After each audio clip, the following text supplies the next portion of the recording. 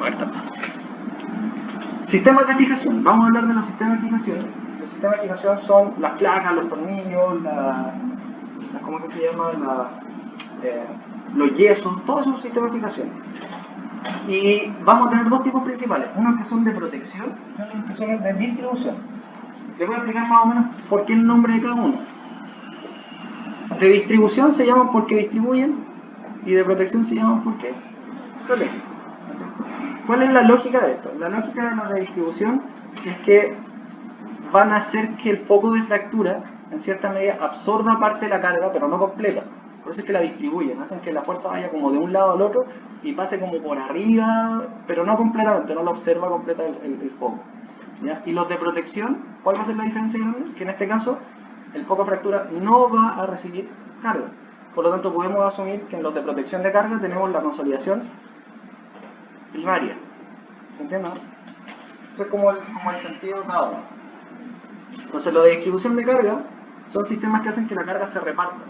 Por ejemplo, colocarle un yeso a una fractura, lo que está haciendo es que le coloca una especie de armazón externo al brazo. Entonces, ¿qué ocurre? Las cargas se transmiten por el armazón externo y eso ayuda a que la fractura en sí no reciba tanta presión y tanta carga.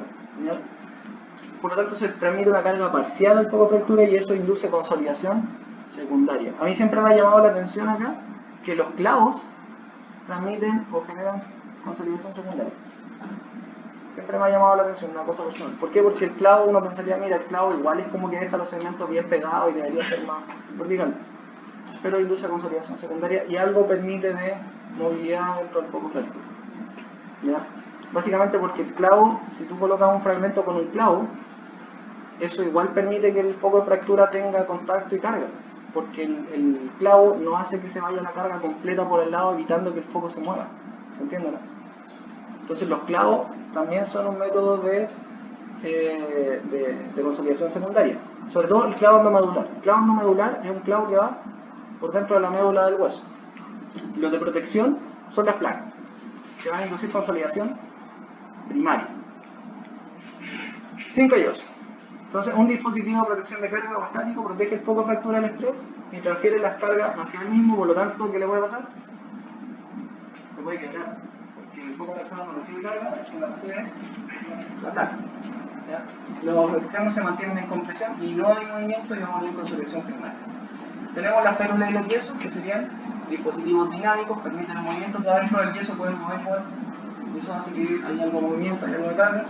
Como hay callo, dice callo rápido. ¿Por qué? Porque se va a consolidar rápido. Inmoviliza la articulación proximal y instala la fractura, y eso hace que quede más o menos estable. Algunos yesos, está el yeso antebraquial, ojo, antebraquial por antebrazo, antebraquial, o antebraquio palmar, porque es antebrazo palma, más o menos. Y este otro yeso se llama braquio antebraquial, brazo antebrazo. ¿Sí? ¿Pregunta? ¿Sí? Braquio antebraquial, brazo antebrazo, braquio antepalmar, antebrazo palma. O sea, antebraquio palmar, antebrazo palma. Braquio palmar del brazo a la palma. ¿Y ahí está cómo se ve? ¿Está porque no está completo? Está... Está abierto por un tema de... Ah, sí, pues digamos. Eso tiene que ir afirmado con algo, si no se le cae. Tiene que ir con un brochecito o con unas vendas por encima. Dispositivos dinámicos, los clavos endomedulares. Los amigos alguna vez dije esa no lo sostenga.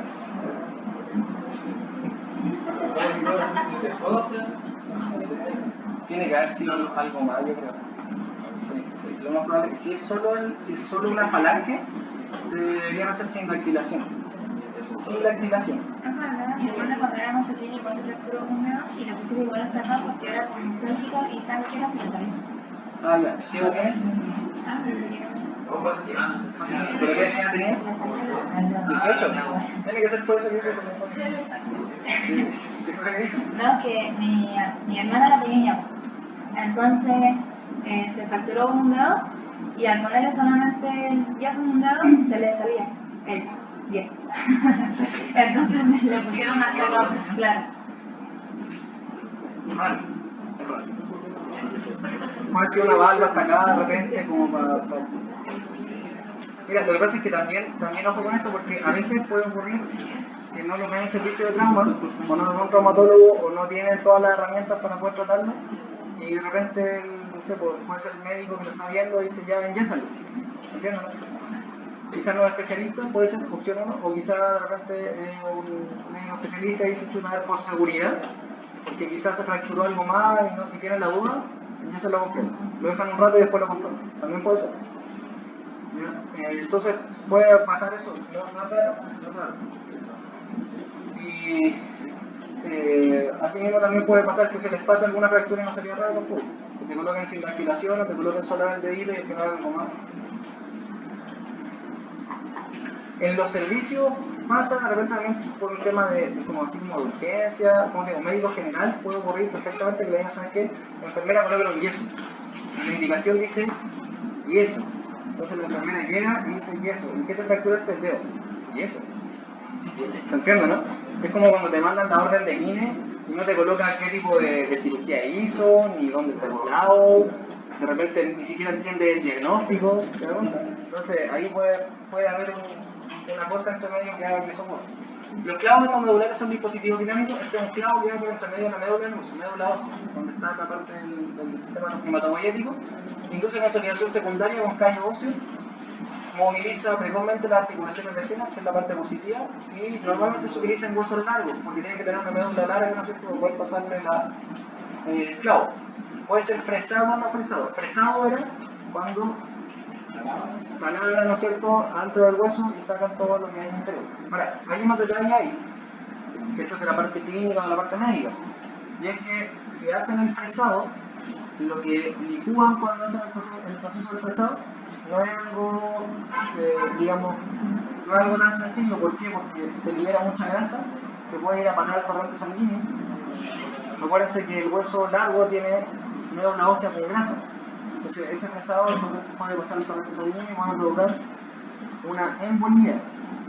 La embolía puede ser, ¿no es cierto?, mortal para el paciente. El paciente se puede morir por una embolía. Entonces un riesgo del fresado puede ser, por ejemplo, la embolía. Y lo otro es que se compromete la circulación endomedular porque la médula del hueso la destruye, la taladran completo para ponerle el clavo. Entonces, eso es un factor a tomar en cuenta, como digo, más que nada de la parte médica. Yo soy súper extremista en algunos casos, pero tienes que pensar de repente si te tocó un paciente, clavo endomedular, lo fresaron hace poco, te mandan como quiere verlo y estás viendo que el paciente está medio raro, ansioso, le cuesta respirar, medio mareado, en la ronda médica pasa mañana, está en servicio, o si no, no sé, siempre hay que pensar como en los síntomas más extremos. ¿No? Sería raro así, ojalá nunca pase, pero puede pasar. ¿No? Y ahí entonces el riesgo puede ser, por ejemplo, una embolía. Lo más lógico es que le pase esto al médico, sí, el médico que se dé cuenta a tiempo de lo que está pasando, pero está dentro de los riesgos descritos de los fresados. Por eso algunos ya no se fresan.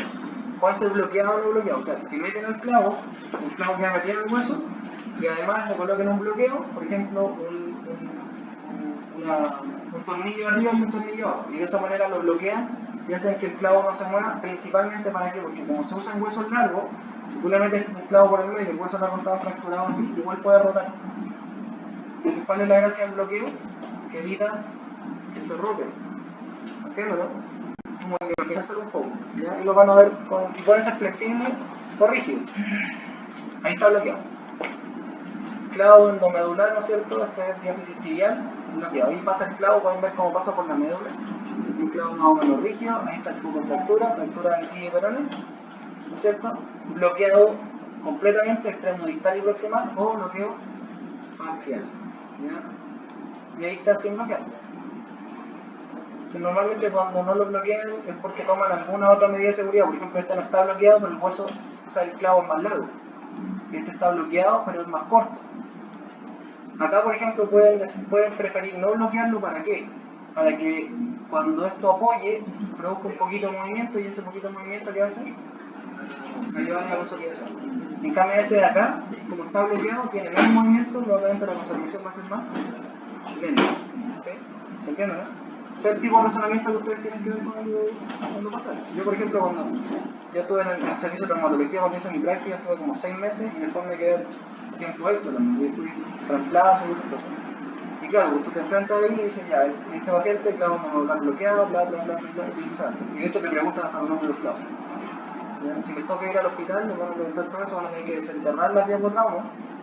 Probablemente en el quimer les puedo tocar a un paciente y ¿qué tiene este paciente? Tiene la radiografía. Clavo, no medular, bloqueado, proximal, ¿por qué está bloqueado solo proximal? Perfecto. 7. ¿Sí? En vez de quedarse callado, no sé qué pasa. Las tracciones se usan en casos en los cuales el paciente no puede ser, digamos, operado de manera inmediata y corre el riesgo de que las fracturas se superpongan una a otra, normalmente en cadera. La fractura de cadera es la madre de las tracciones. Y también fractura de tibia y peroné cuando son abiertas, porque esa fractura lo que pasa es que el paciente tiene el hueso mal puesto, mal colocado, ¿no es cierto? Y está abierto, entonces el estar abierto tiene riesgo de infección. Tratan de dejarlo en su posición, pero tampoco lo pueden mover mucho porque está con infección y todo el tema, y no lo pueden operar al tiro tampoco, porque si lo operan al tiro corren el riesgo de cerrar el tejido que puede tener infección, entonces lo dejan abierto y más encima contracción.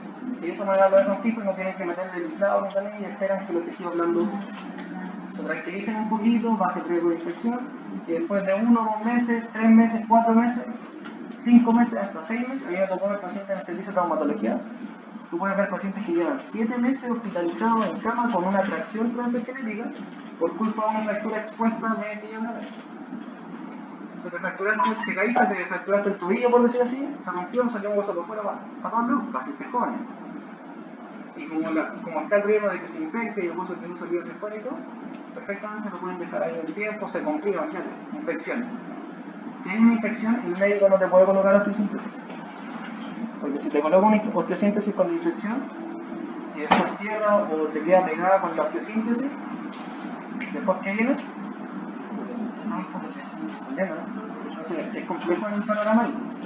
Ahí se utilizan las tracciones, una fractura de cadera y normalmente fractura extremidad con ese tipo de complicaciones.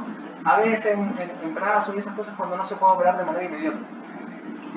Dan una excelente estabilidad frente a la incurvación, pero no son buenos para las fuerzas rotacionales. Ese es el problema de los clavos, porque el clavo no contrae, entonces puede rotar. ¿Ya? El riesgo que tenemos es que se ensanche la intramedular porque va metido el clavo. Entonces, como va metido el clavo, la sangre no puede pasar. ¿Qué empieza a ocurrir? Que la sangre y el hueso empiezan a buscar o a hacer un espacio porque eso va a presión. De hecho, a veces, y cosa positiva, esto de aquí, ojo, para poder meter el clavo no hicieron una incisión acá. No hacen una incisión acá, muchas veces no la hacen. Meten el clavo por arriba o por abajo. ¿Entiendes? Entonces es positivo. ¿Por qué es positivo? Porque te fracturaste acá, en la tibia, y no tienen que tocar el foco fractura. Lo que hacen es meter el clavo por arriba. ¿Se entiende, no? Entonces así no tienen que abrir el foco fractura, porque si abren el foco fractura, ¿qué le pasa? Vuelve a cero. ¿Se acuerdan, no?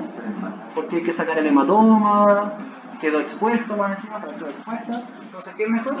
Cortecito chiquitito acá, metemos el clavo a presión. ¿Se entiende? Cerramos el agujerito acá. Mucho más difícil que se infecte, ¿sí o no? Si está limpio el clavo. ¿Sí? Claro. Porque si está sucio el clavo, se defecta igual. Pero es mucho menos peligroso que hicieran un corte donde estaba el foco fractura. Y más encima que devuelven la fractura cero. Acá no vuelve la fractura cero porque pasan el clavo por encima del hematoma, pero parece que el hematoma queda y sigue estando todo cerrado. Por eso es que se usa el clavo. ¿Se entiende? Casi se me olvidó decirle que eso es lo más importante. No es como las placas, la placa tiene que abrir. Acá no, por el clavo te lo colocan por acá. Entonces estos pacientes llegan con clavo medular, pero tienen la cicatriz, si la fractura fue acá, van a tener la cicatriz acá arriba, o sea, de fémur, van a tener la cicatriz acá en la epífisis, no en la diáfisis, ¿se entiende? ¿Sí? Porque el clavo es hueco. Es que el que no es hueco, el problema es que no puede pasar circulación entre medio. El que es hueco permite que pase algo de circulación entre medio o no te mata completa la médula ósea. Normalmente cuando no son huecos va fresado. Y el que no es hueco va con presión hacia el lado. La pega de los traumatólogos es bien especial porque es como una carpintería. Están ahí en la cirugía con martillo, ponen el clavo ahí, poniendo el clavo y salta la sangre para todos lados, y usan unos trajes gigantes así como de astronauta porque la sangre salta para todos lados durante la cirugía. Y realmente tienen que agarrar sierra. Bien, esa es lo instrumental que tiene, esa es la parte bonita, digamos, del arte de la cirugía de ellos, que es un arte quirúrgico, es como saber pintar para un pintor, ¿no es cierto? Como saber tocar un instrumento musical para otra persona. Es como una carpintería, es una cuestión bien especial. ¿Ya? También pueden haber clavos flexibles, que son más parecidos a la aguja, y pueden ir cruzados unos con otros. Entonces, estos son más flexibles, se llaman clavo en ratch, pueden echar mortilla, ¿no es cierto? Y más facilitos de poner, más chiquititos, menos riesgo de que haya problemas en la médula ósea, más estables también, y evitan los problemas de la médula ósea básicamente. Tenemos las placas de compresión, las placas. Las placas permiten reducción anatómica rígida de fracturas. Son sistemas de protección de cargas estáticos. Permiten consolidación primaria, no soportan cargas cíclicas. Ojo con la carga cíclica. Va a llegar un momento de sus vidas donde van a haber tantos pacientes con placas que van a decir, no, las placas no se quiebran, ¿no? Hasta que les toque ver una placa quebrada. Cuando vean la placa quebrada, así se quiebra. O puede ser que en su primer paciente se les quede la placa. Imagínense cómo que fue ya como que no podría atender nunca más. O sea, cosas que pasan. Siempre, si uno se dedica a esto, créanme que los van a ver. Yo he visto pacientes con clavos de tornillo quebrados, yo he visto pacientes con placas de tobillo quebrados, placas de fémur quebrados, placas de húmero quebrados. He visto un montón de placas quebradas. O sea, cada cierto tiempo te toca ver uno. Lo van a ver. ¿Ya? Entonces, ojo con las cargas cíclicas. Esto yo diría que es el problema mayor. El paciente que no se quiere quedar quieto, que está que sale a caminar igual y todo cuando no corresponde. ¿Ya? Y se van a usar con frecuencia en huesos largos y también en artrodesis de columna vertebral y muñeca. Las placas pueden ser de compresión dinámica, neutralización, compresión. Estos son nombres que tienen básicamente para el tipo de procedimiento que se hace. Las complicaciones que tiene es que la cicatriz va a ser gigante, va a ser del tamaño de la placa o más grande, se corta el suministro sanguíneo superficial y se reproduce la fractura al retiro. Quiere decir que cuando sacan la placa queda marcada en el hueso queda débil, que es lo que habíamos hablado. Por ejemplo, placas de compresión, hay algunas, por ejemplo, las PCB, aquí ya, ojo con esto porque aquí hay un montón de siglas. Esas siglas, las que aparecen acá son como las más frecuentes de uso, pero hay un montón de siglas más. ¿Por qué? Porque todo este instrumental quirúrgico tiene nombres particulares dependiendo del fabricante, de la técnica, y ahora quizás hay otras técnicas nuevas que tienen otros nombres, y ahí esta cuestión en mucha materia que tiene que ver con la parte de traumatología. Entonces esto es como la general.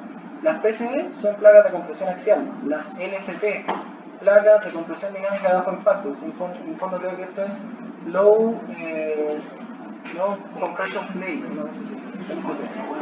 Y es diferente el corte y la posición de la placa al periósteo. Las de neutralización van en los focos de las fracturas conminutas y se combinan con tornillos fragmentarios. Por ejemplo, una DCP de tobillo, esta Docking Compression de bajo impacto. Y van variando, por ejemplo, esas tienen unos bordecitos que hacen que tenga menos oposición. Y llevan clavo y todas esas cosas. El SP, muñeca. De hecho, los médicos a veces las pueden tomar. Estas son de titanio, porque el tema de la mayoría son de titanio, pero algunas son de otras aleaciones, pero son un poquito maleables.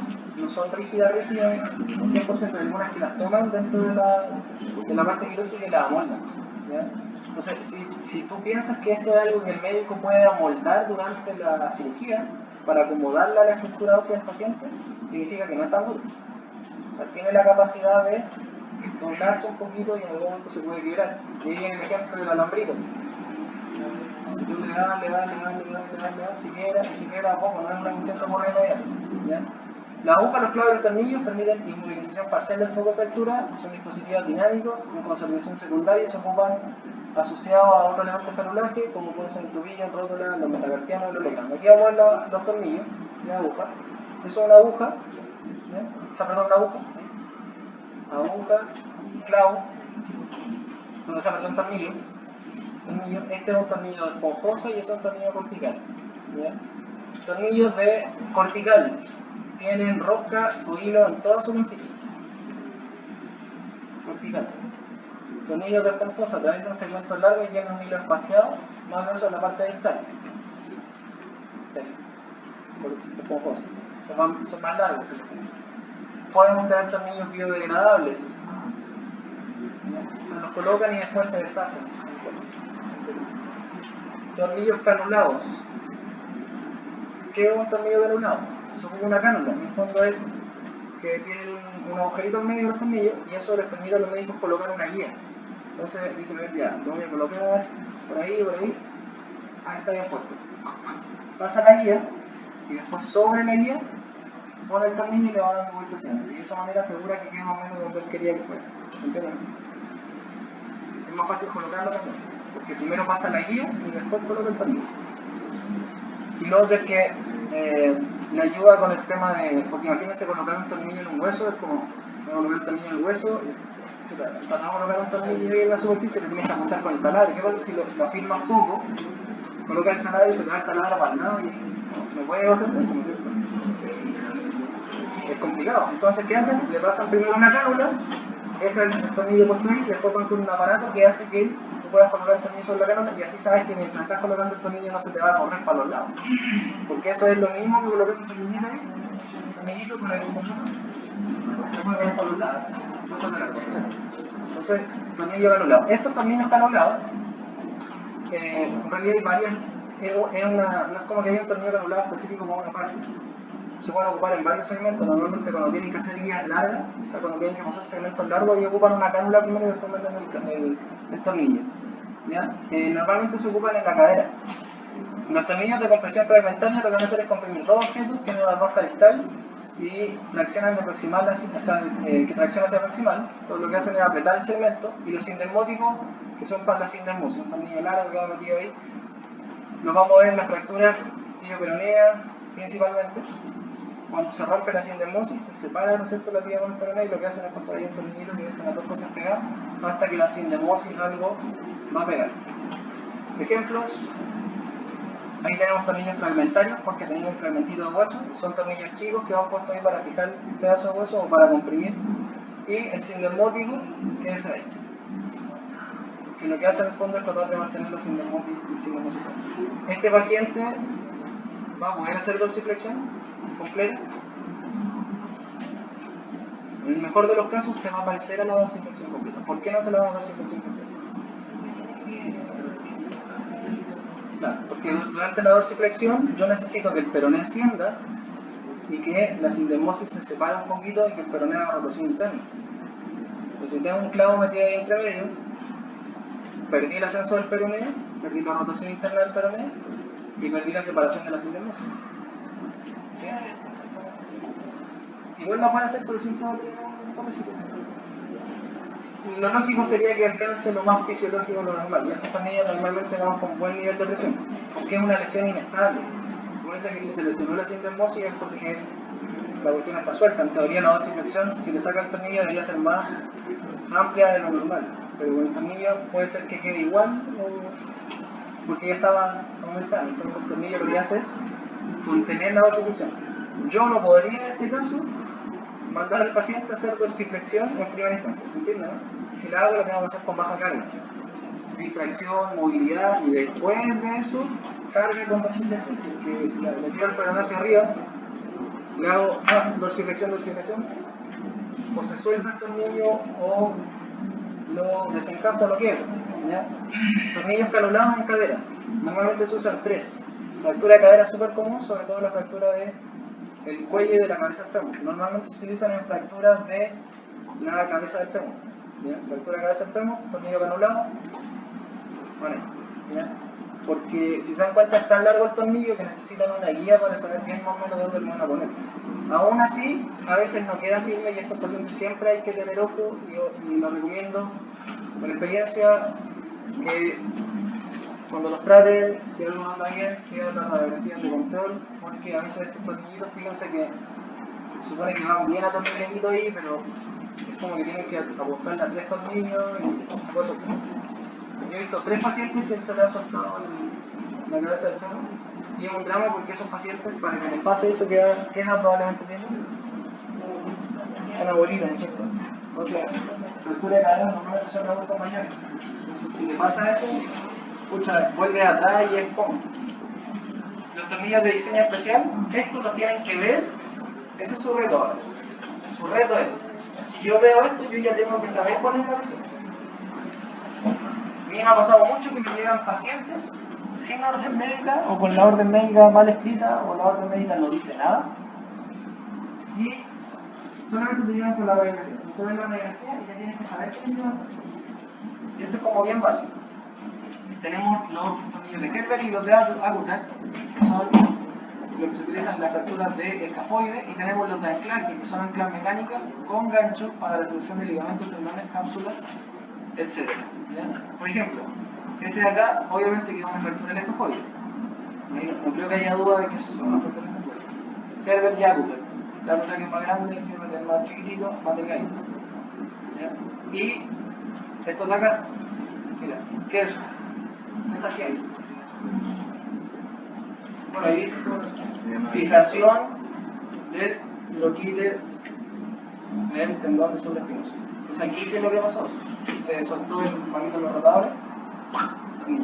Si lo viera ahí, por ejemplo, en la coracoide, ¿qué significa? La presión iliconoide. Se cortaron. ¿Qué hicieron? ¿Se entienden? Son tornillos. De hecho, mira, ahí, ¿ven eso ahí? Tiene un circulito ahí. Eso es como enhebrar la aguja. Entonces, el manguito de los rotadores lo enhebran ahí, como quien enhebra una aguja, con el manguito de los rotadores y lo pegan y lo quitan con la aguja. No se fricciona. Sí, pues se suelta. Si lo mueves, si lo mueves mucho, se suelta esta cuestión y se vuelve a montar el tendón. Es bien frecuente que se corte. O sea, un paciente de esto a mí me llega y yo le digo, mira, yo no te aseguro que no se te vuelva a cortar demasiado veces. Tengo como un 20% de probabilidad en contra de que lo ocurra. Tampoco es como. Ahora, aún así, obviamente lo tengo que no ocurra. Pero las posibilidades, o sea, no te sorprendas si en algún momento se soltó algo o se cortó el tendón de nuevo. No hay que sorprenderse porque no es tan bueno, entonces uno tiene que estar como preparado. Hay que. De antes empezar a pensar que puede ocurrir. ¿Ya? Y como le decía, la presión iliconoide también vamos a ver ahí. Esto de acá, interferencia, reconstrucción del ligamento cruzado. Tenemos una radiografía de rodilla, dos tornillitos ahí, cruzado. Estamos fijando al cruzado. ¿Alguien tiene alguna? ¿Alguien se monta el cruzado todavía? Todavía. Eso quiere decir que hay artista en esta sala. No ocurriría.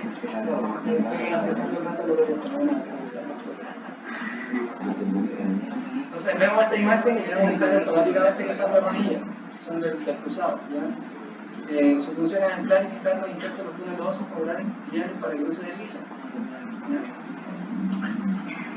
Tornillo, aquí tenemos un nombre especial. Este, sobre todo, ojo, en la prueba les pregunto por los tornillos, por locos. ¿Para qué sirve? ¿Cuáles son? Les coloco una foto del tornillo y me dice ya, por ejemplo acá, ¿qué fue lo que sucedió? Opción 1, se rompió el toquín. Opción 2, fractura NIL grado 1. Opción 3, opción 3, el subescapular. Opción 4, manguito no rotador desinsertado. Por ejemplo acá, opción 1, fractura del cóndilo tibial lateral, fractura del cóndilo femoral, fractura del platillo tibial. ¿Qué me tienen que responder acá? Lesión del cruzado anterior. Entonces le coloco la radiografía en la prueba con imagen y ustedes me dicen, sí, es una del cruzado. Tienen que saber eso. Acá, nombre del tornillo, típico. DHS, Dynamic Hip Screw. Este es el tornillo que se utiliza en las pertrocantéricas y en la intertrocantéricas, que son muchas porque es una fractura frecuente. Fractura clásica de cadera. El adulto mayor. No más frecuente como la fractura de cáncer, la fractura del cuello o de las pertrocantéricas. Esto es entre los trocantes. Es un tornillo de gran diámetro que tiene una roca en su extremo que va dentro de la cabeza femoral con una placa lateral con fijaciones corticales. Permite carga temprana del paciente y actúa comprimiendo los fragmentos resistiendo la deformación anular. Los miran ahí y dicen DHS, tornillo canulado. ¿Sí, no? ¿Cuál es la fractura? Fractura pertrocantérica, pero si tiene el canulado, capaz que hay un fragmento de cabeza no muy fuerte. Y una radiografía como decimos uno El canulado tú no vas a poder ver la cánula. No ves el circulito de la cánula. Pero si es largo y está en la cadera, es canulado. O sea, si tú ves un tornillo así, largo en la cadera que llega hasta la cabeza, canulado. No hay mucha vuelta que darle porque no hay esta es una fractura hipertrocantérica o intertrocantérica. Hipertrocantérica o intertrocantérica es lo mismo. O sea, aquí lo que pasó es que, en otras palabras, se fracturó acá. Ahí está. DHS, Dynamic Hip Spring. Normalmente en este tipo de fracturas, en las pertrocantéricas o en las subtrocantéricas, vamos a tener el Dynamic Hip Spring o el gamma negative. A veces pueden encontrarse algunas también pacientes jóvenes, puede ser que le vuelvan el tornillo. Pero si es un paciente añoso, lo más seguro es que sea eso. Entonces, como les digo, si usted ve este tornillo, acá, yo le muestro esta imagen, usted me tiene que decir que es fractura pertrocantérica, tornillo DHS. Y eso está sencillo, porque después vamos a ver las clasificaciones de la fractura, y en las clasificaciones de la fractura, es decir, fractura pertrocantérica, clasificación tronzo grado 1, oblicuidad interna, tronzo grado 2, fragmento desplazado por centímetros.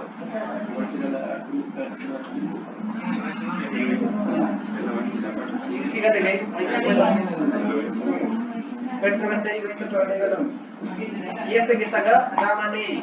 No tengo una radiografía acá para que lo vean, pero es una mezcla de un DHS, o se parece en realidad a un DHS. Ese DHS ahí como que tiene una fijación bien gruesa, pero este de acá es como un clavo endomedular con un tornillo dinámico. Ese es el gamma negative. No canulado. ¿Ah? No es canulado. Este lo mete la presión. No, en realidad, mira, no lo meten canulado, lo meten primero en la guía, pero después no te no lo meten canulado, tiene ahí que. Y este de acá, tú vas a ver el paciente, tiene una cicatriz aquí y otra cicatriz acá, abajo. Porque este clavo de aquí llega hasta los cóndilos. Era un clavo endomedular, y el clavo endomedular le dice por el lado. ¿Cuál es la gracia de eso? En el fondo lo que está haciendo ahí el traumatólogo es evitarse cargar esta parte de acá al lado de la placa. Eso tiene mejor supresión que esto. Porque acá puede ser que se te quiebre la placa ahí, o si por ejemplo esto se fracturó, esta es una fractura del cuello, pero si se le fractura acá y tiene esta parte inestable, no le puede colocar eso. Este normalmente tiene mejores resultados que este, pero es más caro y requiere que la circulación endomedular esté buena. Entonces, un paciente añoso no es la primera opción tampoco. Rara vez lo mismo en pacientes añosos. Yo este lo he visto en personas que tienen la plata para colocárselo y que son jóvenes. ¿Entienden? Ese es como el perfil de la persona. No, años, claro. Los TCD es como un clavo 90 grados que, fíjense, imagínense la cicatriz de esta persona. Es una cicatriz de aquí hasta aquí. Gigante. Carpintería, ¿cierto? Y esto es poco para lo que uno puede ganar. Ahí tienen cáncer de aire y un raro fractura ahí. Y seguramente hay una fractura cónica. Y ahí hay un raro fractura ahí. La parte de la cabeza. Entonces, esto yo creo que, como digo, poco a veces de lo que hay. No va a llegar a ver. Entonces, las férulas cortas o largas, dinámicas, secundarias, callo, concentración primaria, cargas de tos, se utilizan normalmente en todos los casos. Clavo endomedular, pesado, sin presado, dinámica, secundaria, callósido, carga rápida, precoz, presado, utilizado frecuentemente, sin presado, utilizado en fracturas abiertas de pie. La placa, normalmente lento, tardío, circulación primaria, requiere inmovilización secundaria a veces. Es decir, que puede ser que te coloquen una placa y además de la placa una malla, por ejemplo. Los tornillos, las clavos y la aguja son consolidación dinámica, normalmente carga retrasada que hay que esperar, frecuentemente utilizadas junto a otra fijación, y los fijadores externos. No tengo foto. Fijador externo. No tengo foto.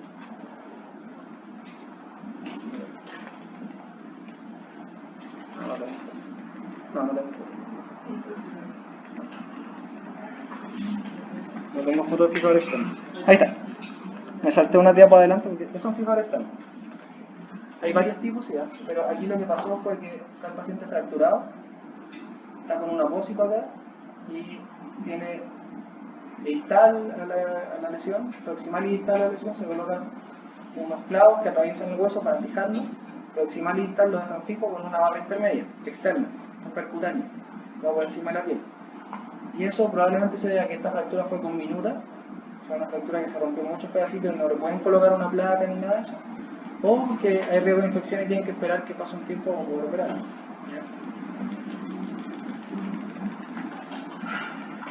Ahí está. Esos son los fijadores externos. Se utilizan sobre todo cuando hay asociado lesión de partes blandas. ¿Ya? Principios básicos de los tratamientos. Queda bonito. Principios generales son conseguir la máxima recuperación funcional.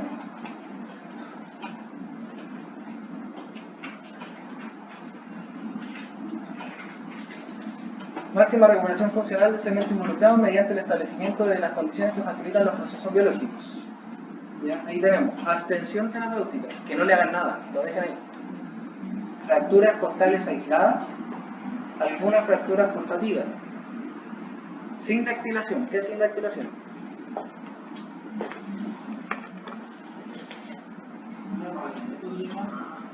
Fracturita de, puede ser una fractura de los dedos o de la falange. ¿Embarrelamiento? Sí. El concepto es sin dactilación es unir dos dedos para permitir que queden fijos. Entonces, una fractura de falange, por ejemplo, la fractura del dedito, te colocan una barrita de metal y te fijan un dedo con el otro. O a veces te dejan la pura barra de metal, pero ahí si te colocan solo la barra de metal ya no es sin dactilación. Te tienen que unir dos deditos para que sea sin dactilación. De hecho hay una enfermedad que se llama sindactilia, no sé si la conocen, es congénita. Y los niños nacen con una membrana entre los dedos. Eso es un problema congénito, son como manos de rana. Eso es la sindactilación. También se utilizan los E15 de los dedos y en ese tipo de lesiones. Las férulas, la órtesis y los corsés, algunas fracturas vertebrales, de húmero, de muñeca, de tibia y gran parte de las fracturas en los niños, la mayoría.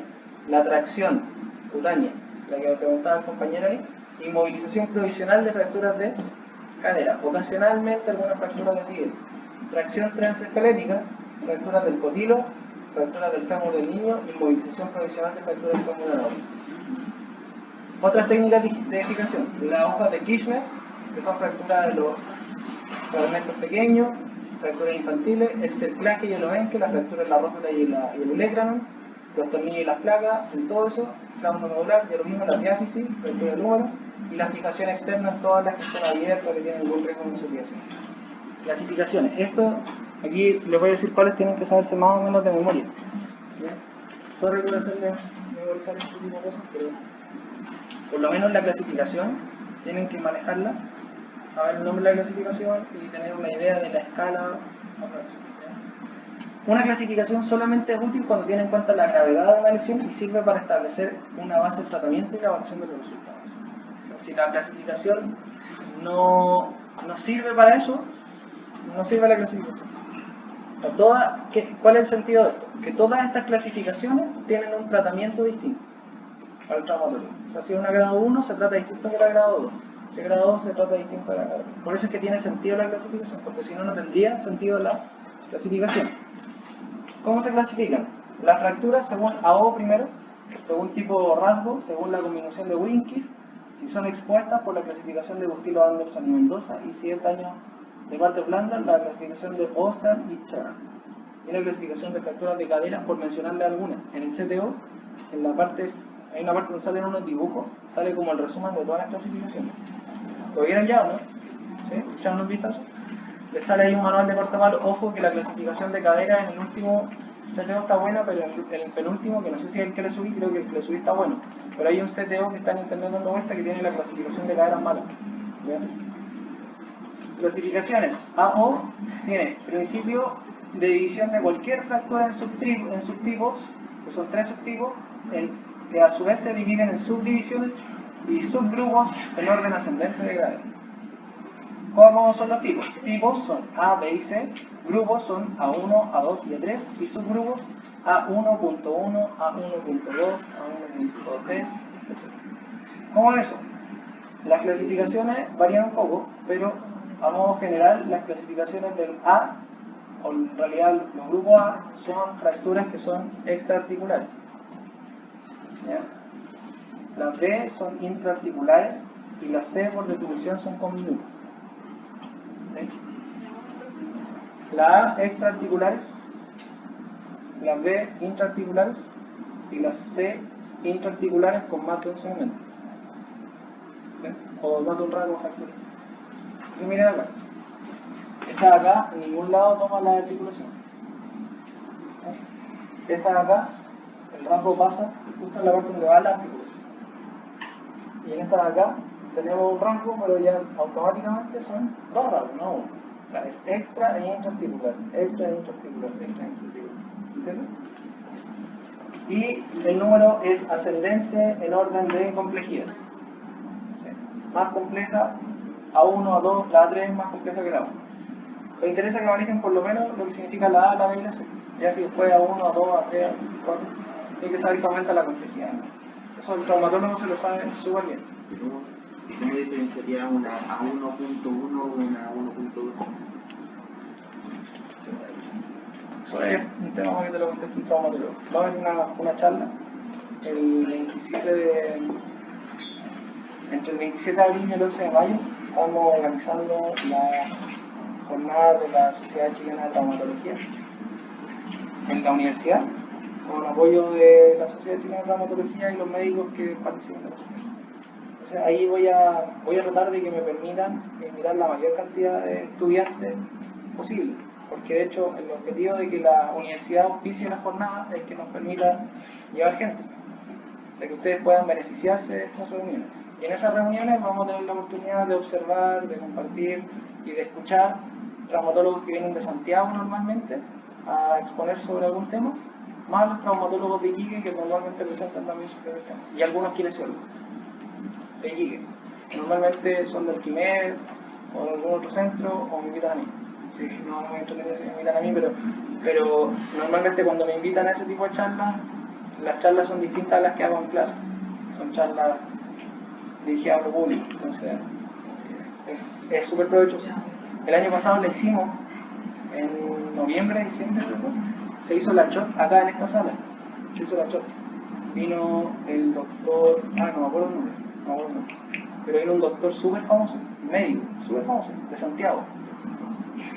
Súper famoso. De hecho, vino una vez un doctor que venía del mismo hospital del doctor House. Vino, hizo la charla. Y cuando hago eso, créanme que no viene mucho algo. O sea, invité a todos mis alumnos de traumatología y vinieron como 4. Pero si hay congresos en La Serena, vamos. Hay congresos en Puerto Montt de estudiantes de Kine. Vamos, sí, ahí nos arrendamos una pieza con una litera, lo que sea, ¿sí, no? Si en Arica igual, vamos, en Arica nos pasamos a Tacna. Pero si es acá, es que el sábado me cuesta mucho levantarme en la mañana. Esa es la increíble. Eso, yo se lo digo, se lo perdieron. No sé si lo invito a ustedes, pero los otros compañeros se lo perdieron. Claro, sí, lo que pasa es que tenía poco espacio en la sala. Y la norma era de tercero a segundo. Ahora ustedes están en tercero, entonces es como cuando cumplen la mayoría de edad, ahora pueden ser invitados. Así que les voy a avisar con tiempo. Cuando tengamos la reunión, porque mi idea, estoy haciendo todo lo posible para que voy a invitar la mayor cantidad de estudiantes posibles. Cuando uno va a un congreso, cuando uno va a una charla, no solamente va a aprender, sino que lo que encuentro más positivo de cuando uno viaja, por ejemplo, a un congreso que han ido a La Serena, a todos esos lados, primero, que conozcan colegas, vivan experiencias, disfruten con sus compañeros, todo lo demás, y aprovechen de conocer a la gente. Que sirve para subir, ¿no es cierto?, tu nivel de confianza también. Porque de repente ve a tus colegas al lado, por ejemplo, a mí cuando hice mi primer magíster, estaba haciendo el magíster y chuta, mira, tengo un compañero de la Chile, otro de la Cato, otro del Andrés Bello, y me iba mejor a mí. Entonces después decir, chuta, les gané, o sea, no estoy tan malo, ¿no? Entonces después uno llega y tiene como más confianza en lo que hace. Porque si ustedes están acá y le hace clase el profe Gonzalo nomás, chuta, después tampoco te va a dar como mucha garantía de que tuviste una buena educación, ¿sí, no? cambio, si vas a Santiago y te hace clase de, no sé, Schwarzenegger, no sé, un profe famoso que llega ahí con barba, ¿no es cierto? Y llega ahí con zapatos, un reloj bonito y todo el tema, y está en la Universidad de Chile o en la Católica y te empieza a hablar.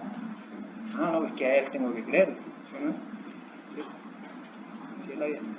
Uno nunca es profeta en su tierra, entonces les va a servir también como para, oye, ya ver tantear. O sea, aprovechen los congresos y cuando hayan estas actividades les sirve para conocer a los médicos, para conocer a los colegas. De repente hay uno ahí, mira, buena onda, sí, lo conozco. Necesito pega.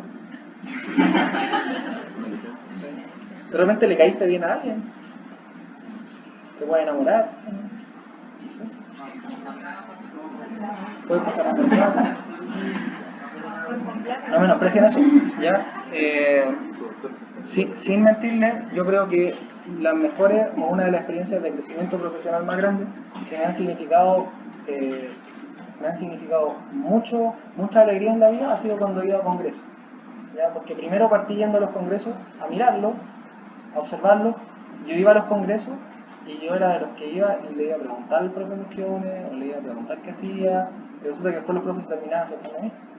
Y así fue como un profe, cuando fui a mi primer congreso de biomecánica en Santiago, el profesor Rodrigo Guzmán, fui al congreso, me dieron un curso primero, profe, y después fui al otro congreso, presenté un trabajo en el congreso, fue a presentar un póster de mi tesis, lo llevé al congreso.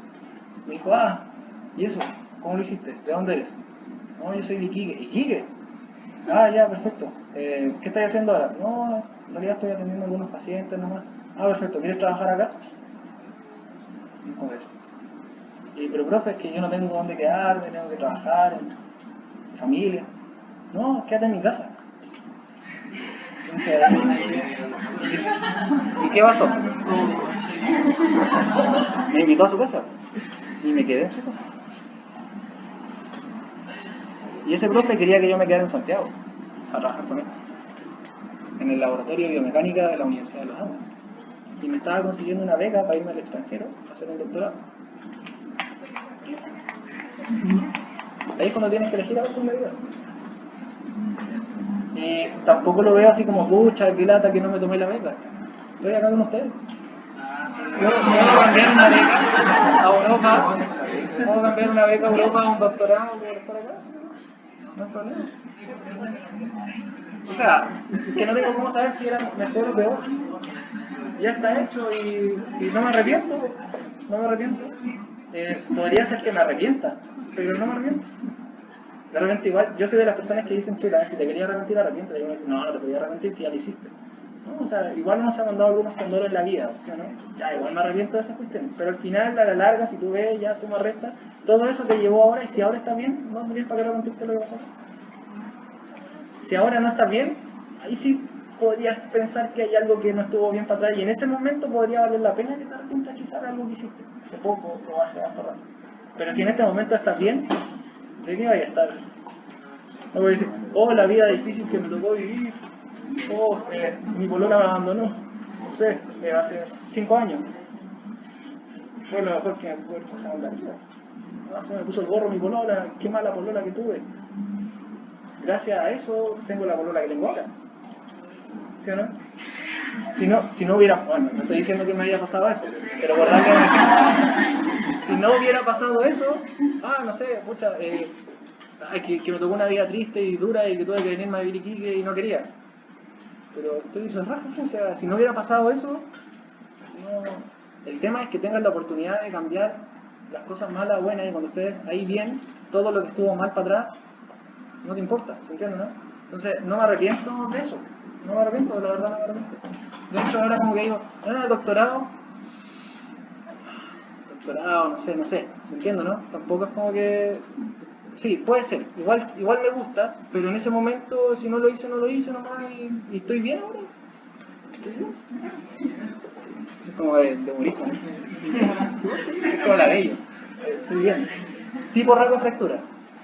Tipo rasgo, transverso, menos 30, oblicuo, más de 30. Pregunta pro. Espiroideo, da una vueltecita.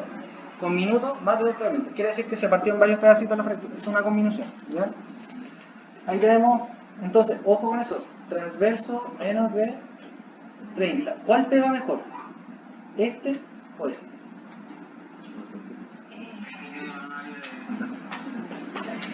Ese y ese. Ese es más fácil que consolidar porque tiene más área de contacto. Entonces, este de acá, tenéis que ponerle un clavo endomedular probablemente. A este de acá le pueden colocar un tornillo cruzado. A este de acá le pueden colocar 2 tornillos cruzados. A este le pueden quizás colocar una placa, que ya sería más problema. Pero este clavo endomedular anda más rápido que la placa, ¿sí o no? ¿El clavo endomedular anda más rápido que la placa, sí o no?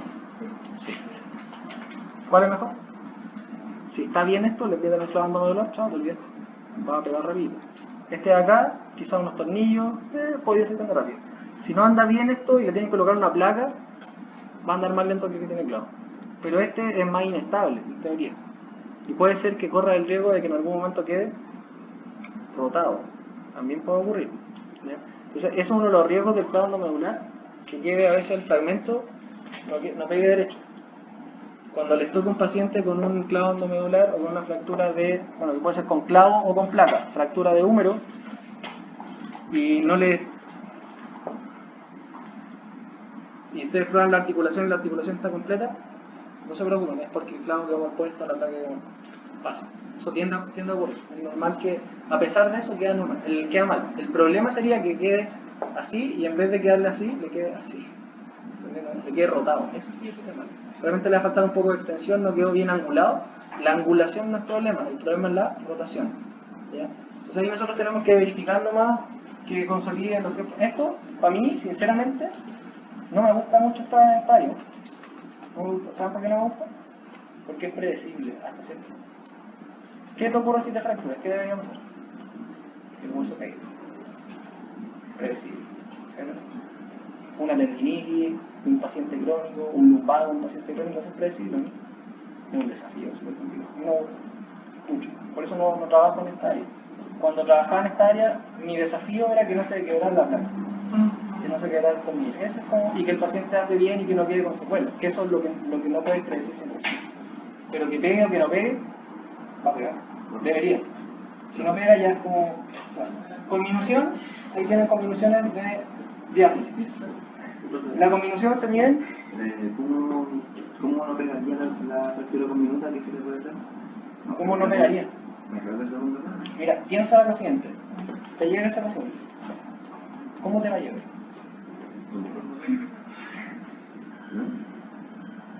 ¿No le duele? Yo he visto mucho de esto, no le duele. Dolor lo de menos. Si es extremidad inferior, no tiene cómo pisar. No va a poder caminar.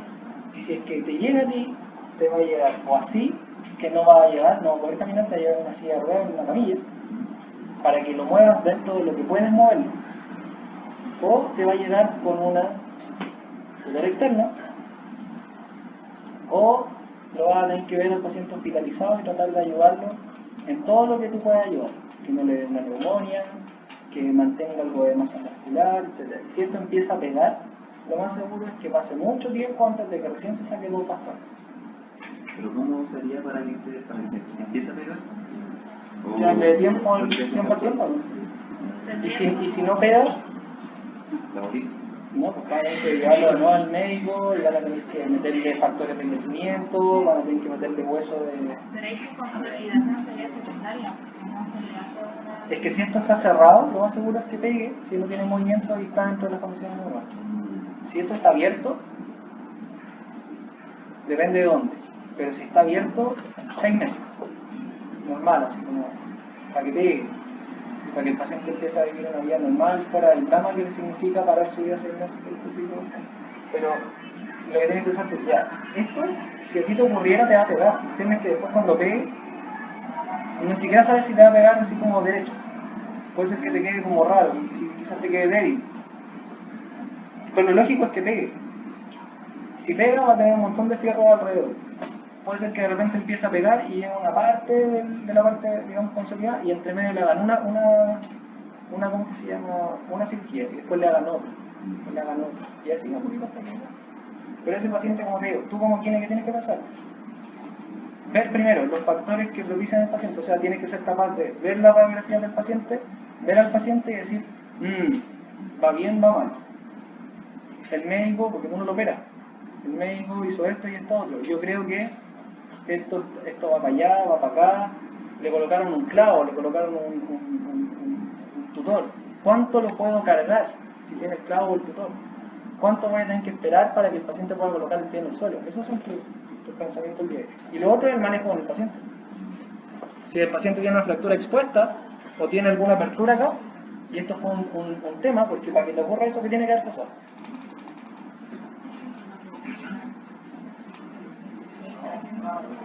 Para mí esto es una caída de altura, un accidente automovilístico brutal o una herida de bala. Esto para mí es eso. No lo he visto como en otra situación que sea como más tranquila. Esto es un accidente heavy y rápido, porque para que el hueso se tetrice tiene que ser una cuestión rápida. Por siempre. Entonces, el paciente te va a llegar y al final tú te vas a ir con el paciente todo el rato, oye, casi haciendo un acompañamiento terapéutico de la persona. No es psicología solamente, porque nosotros no podemos hacer la pega al psicólogo, nosotros lo que hacemos es acompañar a la persona para que en su proceso sienta que está con alguien que sabe y que va a terminar de buena manera. Tiene un 30% del trabajo hecho. Y el resto, obviamente todo lo que tiene que ver con puedes caminar, no puedes caminar, lo tienes que acompañar para que camine, cuando ocupa un bastón, está lleno de miedo el paciente. Este paciente, si el médico no le da las indicaciones o tú no se las das, el paciente va a estar todos sus días preguntando ¿qué pasa si coloco el pie en el suelo? Hay un montón de temas ahí que tienen que trabajar. Incluso yo veo esto y ¿sabes qué pienso? Neumonía. No sé por qué se me viene a la cabeza, digo neumonía. Porque estoy acostumbrado a ver pacientes de este tipo, no sé, pues una fractura con minuta, digo, fractura con minuta, accidente automovilístico, paciente hospitalizado. Ese mismo está bien, no sé. Como que lo trata de ver por todos lados. Dolor de espalda, dolor de cuello, neumonía, pérdida de problemas gastrointestinales, problemas del movimiento de los brazos.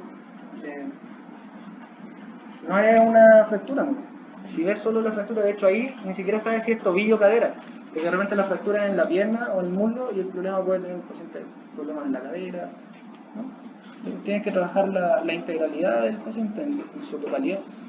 Puede ser un paciente en UCI o en UTI, y eso un colega que trabaja en quimio intensiva podría estar pensando en el ventilador mecánico y en qué momento la respiración y los parámetros de oxigenación del paciente le permiten con tranquilidad pensar en que lo puede despertar para poder moverlo, o si le puede mover las piernas dentro de su encamamiento en estado de inconsciencia, digamos estando en coma o algo así. Ese es el pensamiento, o sea, quizás yo lo veo al lado trauma, pero hoy en día hay muchas áreas donde uno trabaja que pueden estar influyendo en ese tipo de cosas, ¿ya?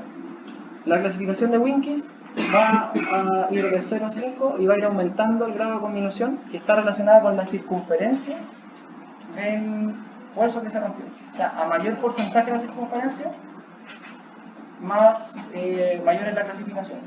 Y en la 5 ya vamos a tener pérdida ósea segmentaria, o sea, se perdió hueso. Por ejemplo, acá un aplastamiento. Una persona que sufrió un aplastamiento y perdió el hueso, o sea, el hueso se aplastó y se molió y saltó para todos lados, o de repente hay veces que el hueso sale para todos lados y quedó en alguna parte y ya no lo encontramos, ¿entiendes?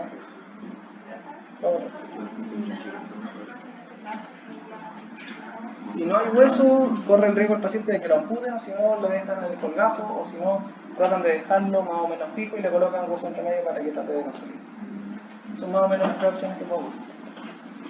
Entonces esa es la clasificación de Winkies. Las fracturas expuestas del estilo Anderson tienen el tipo 1 con rasgo simple, heridas menos de 2 centímetros. Estas no tienen ni compromiso importante golpe de planta, normalmente mecanismo indirecto, de baja energía. La herida mayor a 2 centímetros de la tipo 2, con piel moderadamente dañada, mecanismo directo, energía moderada. La grado 3, gran daño a partes blandas con conminución, con herida menor a 10 centímetros. Y la tipo 3 se dividen en 3, A, B y C. Con adecuada cobertura de partes blandas, con extensa lesión imperial del periósteo, con contaminación masiva y la lesión arterial. Lesión arterial, necrosis ósea.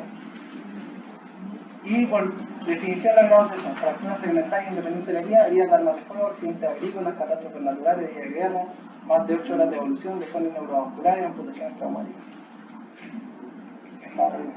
La clasificación de Bustilo.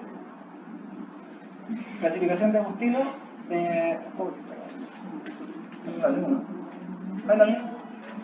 Lo mismo, pero está con otro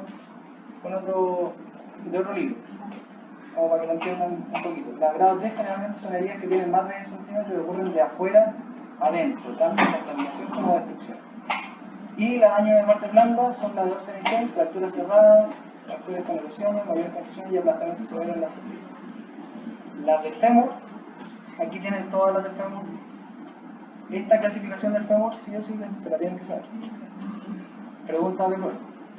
La otra les pregunto en qué consiste. Por ejemplo, la clasificación para tal cosa es la de tal. Winkis es para parte blanda. ¿Qué no es? La de cadera es anatómica, la de Garden, la de Johnson y la de subcapitalitis. Son 4 clasificaciones. Y las 4 clasificaciones se dividen. La anatómica tiene subcapital, transcervical y cervical. La de Garden para el cuello, fracturas incompletas, impactadas en valvo, completas sin desplazamiento, fracturas completas con desplazamiento y fracturas completas con desplazamiento. Fracturas incompletas sin desplazamiento, fracturas con desplazamiento. Las dos son sin desplazamiento, las dos son con desplazamiento. Ahí está la clasificación de Garden. Después lo vamos a repasar en cadena. Tronzo, fracturas pertrocantéricas o fracturas trocantéricas. Del 1 al 5. Me interesa que se sepan el nombre de la clasificación. Después lo vamos a ver en la otra materia, se lo vamos a ver en detalle. Cuando veamos cadera, vamos a ver fractura tronzo y se ven que y la subtrocantérica se hincha. Es como por partir. Y la clasificación. Esto no lo vamos a ver. Bueno, igual vamos a ver. Paciente de 43 años, antecedente de hipertensión, diabetes, operados en 6 semanas, accidente automovilístico, fractura condimental izquierda sin combinación, un fragmento con compromiso cartílago, osteosíntesis con tornillo de compresión, fractura transcendental del tobillo izquierdo y osteosíntesis tornillo sin normal. O sea, tiene una fractura del cóndilo y una fractura del tobillo.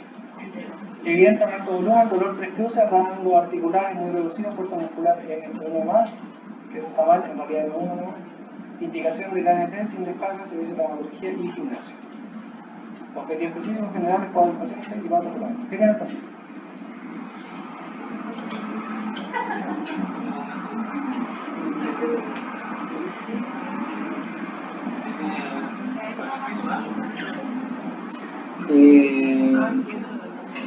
No, miren. Dolor 3 cruces. Evidente aumento de volumen, rango articular muy reducido y fuerza muscular nada. Le duele mucho, no puede mover, viene inflamadísimo, tiene una herida medio rara acá con un opósito encima. Se supone que las fracturas, ¿no es cierto?, no eran abiertas, pero le hicimos 2 cirugías. Tiene un aumento de volumen significativo, que fue hace tiempo el procedimiento quirúrgico. Y más encima le duele horrible, así mal. Y le duele tan mal que perdió la fuerza de la pierna. O sea, la pierna tú le pides que contraiga y ni siquiera con el electroestimulador le sale la contracción.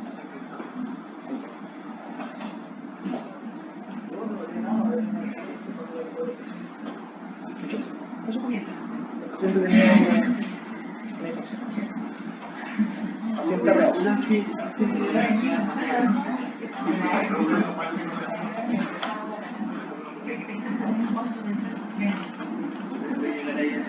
Era una infección y no era una fractura expuesta inicialmente. ¿Se intentó por la operación? Sí. Se intentó por la operación. ¿Entiendes, no? Entonces, este paciente fue un paciente mío en el hospital. Yo no lo terminé de ver. No sé si terminó la amputación. ¿Ya? Siempre me acuerdo de él porque el caballero era brutalmente hipertenso y tenía diabetes. Factores malos, ¿no sé? Y aparte de eso, que todos los médicos decían, oye, pero ya que los kines le saquen fuerza, que le saquen fuerza a los kines, que le saquen fuerza a los kines. Y el paciente decía, que me duele. ¿Por qué no puede levantar la pierna? No, es que el músculo no me responde, y me duele. ¿Entiendes? Y lo más simpático es que le hicieron punciones y la infección no apareció en primera. O sea, le revisaron que tenía infección, no salía nada, y la infección salió cuando la infección ya estaba desencadenada. La infección estuvo todo el tiempo ahí. Moraleja del caso, siempre que haya algo extraño que te llame la atención, desconfía. Siempre desconfía. Si hay algo que no anda bien, desconfía.